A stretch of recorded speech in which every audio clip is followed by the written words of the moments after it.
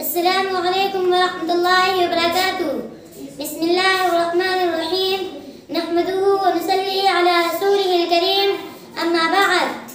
اعوذ باللہ من الشیطان الرجیم. بسم اللہ الرحمن الرحیم. سنقرئک فلا تنسى. محترم حضرات مجلس اور عزیز بہنوں، یہ قرآن کریم کی طالبات کی مجلس ہے. قرآن سے سرشار دماغوں کا اجتماع ہے. قرآن کے متوالوں کی محفل ہے. آج کی اس مجلس میں قرآن کریم سے متعلق پھیلائی جا رہی ایک غلط فہمی کو میں دور کرنا چاہتی ہوں. بہت سارے مسٹرز، ماسٹرز، جگلر، بقرات اور مادہ پرست یہ کہتے ہیں قرآن حفظ کرنا، قرآن کو رٹنا بلا وجہ کی دماغ سوزی، بیکار کی محنت اور بے سود جاسوسی ہے. قرآن کو بغیر سمجھے پڑھنا حماقت ہے. لطف کی بات یہ ہے کہ یہ بات کہنے والے وہی بے توفیق لوگ ہوتے ہیں جنہیں قرآن کریم کے الفاظ کے مصادر و مخارج بھی معلوم نہیں ہوتے. محترم حضرات، میں آپ کو بتلا دینا چاہتی ہوں کہ اس طرح کا پروپیگنڈا کرنے والے دراصل شیطان کے ہرکارے ابلیس کے ایجنٹ ہیں، اس لیے کہ قرآن کی آواز اور تلاوت سے شیطان تباہال ہو جاتا ہے. غور فرمائیے، قرآن کریم نے نبی اکرم صلی اللہ علیہ وسلم کے جو فرائض نبوت بیان کیے ہیں وہ اس طرح ہیں: یتلو علیہم آیاتہ ویزکیہم ویعلمہم الکتاب والحکمہ.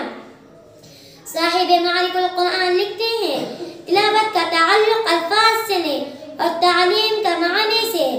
یہاں تلاوت و تعلیم کو الگ الگ بیان کرنے سے یہ حاصل ہوا کہ جس طرح قرآن کریم میں معنی مقصود ہیں اس کے الفاظ بھی مستقل مقصود ہیں.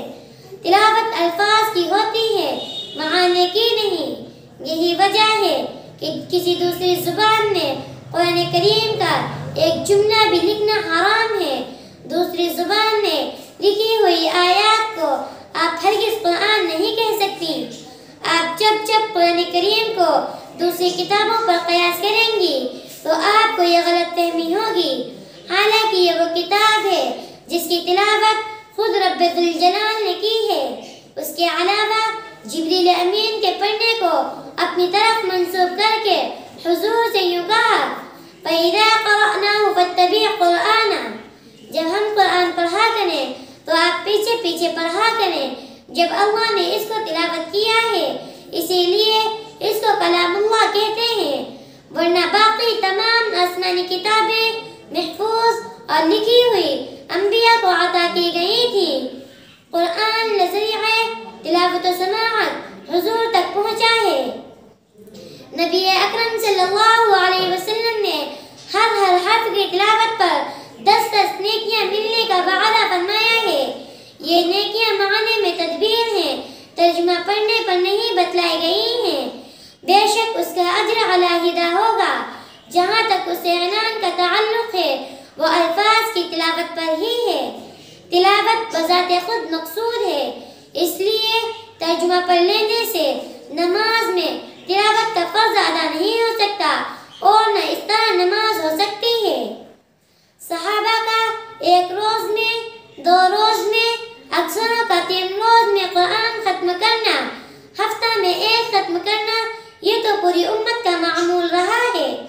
قرآن کی 7 منزلیں اسی ہفتہ واری معمول کی علامت ہے. حضرت عثمان کا 1 رکعت میں پورا قرآن تلاوت کر لینا یہ بتلاتا ہے کہ جس طرح قرآن کے معنی تلاوت کو سمجھنا ضروری ہے، الفاظ بھی مقصود بھی ذات ہیں. ان نادانوں کا مشن یہ ہے کہ جو لوگ قرآن نہیں سمجھتے وہ تلاوت کے انوار و برکات سے بھی محروم ہو جائیں. بے شک قرآن تلاوت اور الفاظ دونوں کا نام ہے. دونوں کی حفاظت کی اللہ نے ضمانت لی ہے. سورہ قیامہ میں اللہ نے حضور سے فرمایا: لا تحرک به لسانك لتعجل به ان علینا جمعه وقرآنہ. آپ اپنی زبان کو جلدی جلدی یاد کرنے کی مشقت میں مبتلا نہ ہوں، اس کو جمع کر کے محفوظ کر دینا اور پھر آپ کی زبان مبارک سے پڑھوا دینا یہ ہماری ذمہ داری ہے۔ ثم ان علینا بیانا، پھر اس کے معنی اور مفہوم کو آپ کی زبان مبارک سے بیان کروا دینا بھی ہماری ہی ذمہ داری ہے۔ آیات بتلا رہی ہیں کہ الفاظ و معنی دونوں مقصود بالذات ہیں اور دونوں کو الگ الگ بیان کر کے ان دونوں کو نبی کے فرائض میں شامل کرنا اس کا اعلان ہے۔ ایک جگہ سورہ اعلیٰ میں اللہ نے حضور سے وعدہ فرمایا، سنقرئک فلا تنسیٰ، ہم آپ کو ایسا یاد کرا دیں گے کہ پھر آپ کبھی بھولیں گے نہیں۔ یہاں بھی مراد الفاظ ہیں۔ ایک جنگ میں 70 قرہ شہید ہو گئے تھے تو حضور نے ایک مہینہ قاتلوں کے خلاف قنوت نازلہ پڑھی، یعنی بددعا کی تھی۔ پھر خلافت سیدنا حضرت ابو بکر صدیق رضی اللہ عنہ میں جنگ یمامہ میں 700 قرہ شہید ہو گئے تھے۔ تب حضرات شیخین نے قرآن کے الفاظ کو محفوظ و مدون کرنے کا فیصلہ فرمایا تھا۔ جس طرح معانی کو سمجھا گیا اسی طرح الفاظ کو بھی پڑھا گیا۔ جس طرح معنی کی حفاظت ہوئی اسی طرح الفاظ کی بھی حفاظت کی گئی۔ محترم حضرات، خلاصہ یہ کہ قرآن کو دنیا کی کسی دوسری کتاب پر قیاس مت کیجیے۔ قرآن کو یہ خصوصیت حاصل ہے کہ اس کی تلاوت خود رب کائنات نے کی ہے، اس لیے اس کی تلاوت محض بھی باعث اجر ہے۔ ہر حرف کی تلاوت پر 10 نیکیوں کا تعلق بھی بلا سمجھے پڑھنے پر ہی ہے۔ یہ بات اپنی جگہ مسلم ہے کہ ہماری ذمہ داری تھی۔ قرآن کو صحت کے ساتھ پڑھنا، پھر اس کو سمجھنا، پھر اس پر عمل کرنا، پھر اس کو دوسروں تک پہنچانا، پھر باطل کو اس کی حقانیت کے سامنے سرنگوں کر دینا۔ آج ساری ذمہ داریوں سے امت نے بے اعتنائی، بے توجہی اور پہلوتہی اختیار کر لی ہے۔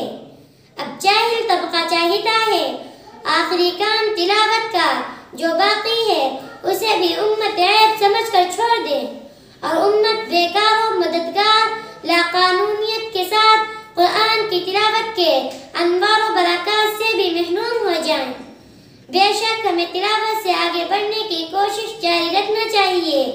اچھی طرح سمجھ لیجئے، قرآن کے کلمات ہمارے دلوں کا علاج ہے، بے کیف دلوں کا سرور ہے، پریشان دلوں کا قرار ہے، غمگین دلوں کا نشاط ہے، رنجیدہ دلوں کی راحت ہے، مغموم دلوں کی فراحت اور برگشتہ دلوں کی منزل ہے۔